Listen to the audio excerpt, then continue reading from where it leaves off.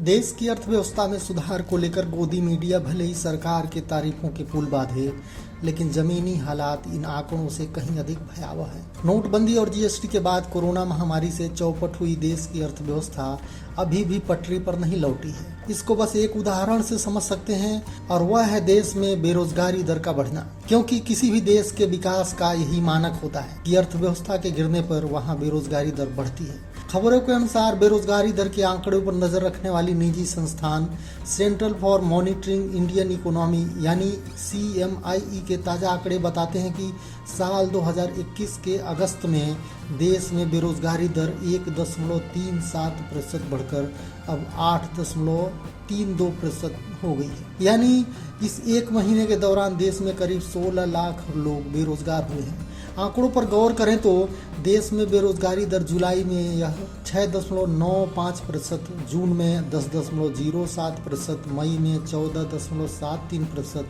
और अप्रैल में 9.78% पर थी। आंकड़ों के अनुसार जुलाई में देश में कार्यरत लोगों की संख्या 39.93 करोड़ थी, जो अगस्त में घटकर 39.77 करोड़ हो गई। और इस एक महीने में केवल ग्रामीण भारत में लगभग 13 लाख लोगों ने अपनी नौकरियां गंवा दी।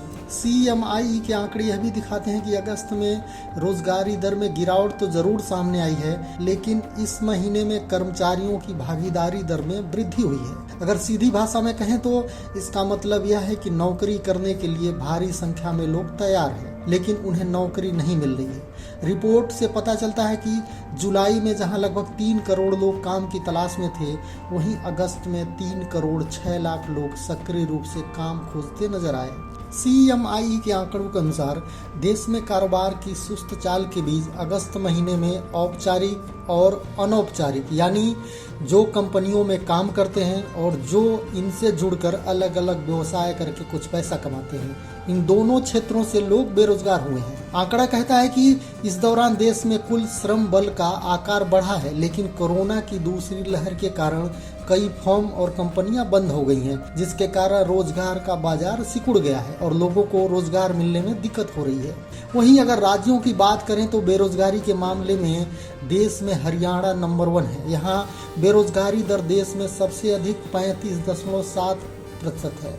इससे पहले भी देश में बेरोजगारी का सबसे बड़ा रिकॉर्ड हरियाणा के नाम ही है, जहां कोरोना महामारी के दौरान अप्रैल 2020 में बेरोजगारी दर 43.2% पर पहुंच गया था। वहीं इस संबंध में विशेषज्ञों का कहना है कि जब से देश में कोरोना महामारी आई है, तब से देश के कई राज्यों में सरकारी नौकरियों में नाम मात्र की भर्ती की गई है या भर्ती हुई ही नहीं है। इस दौरान देश के विभिन्न राज्यों में टीचर, पुलिस, पटवारी और ग्रामीण विकास से जुड़ी नौकरियों की वैकेंसी या तो निकल ही नहीं पाई है या भर्ती हुई भी है तो किसी कारण रद्द हो गया है। वहीं देश में बेरोजगारी की बात करें तो हरियाणा के बाद देश में सर्वाधिक बेरोजगारी दर 26.7% के साथ राजस्थान दूसरे स्थान पर आता है।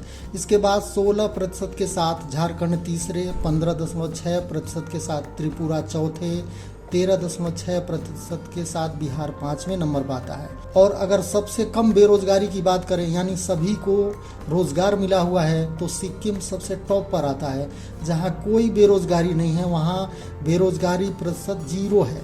इसके बाद मेघालय में 0.6%, कर्नाटक में 1.5% और गुजरात में बेरोजगारी दर 1.6% है। बहरहाल central for monitoring Indian economy के आंकड़े देश में बेरोजगारी के दर को बताने का एक मोटा मोटी डेटा भर है, लेकिन वास्तविक हकीकत और भी भद्दा है।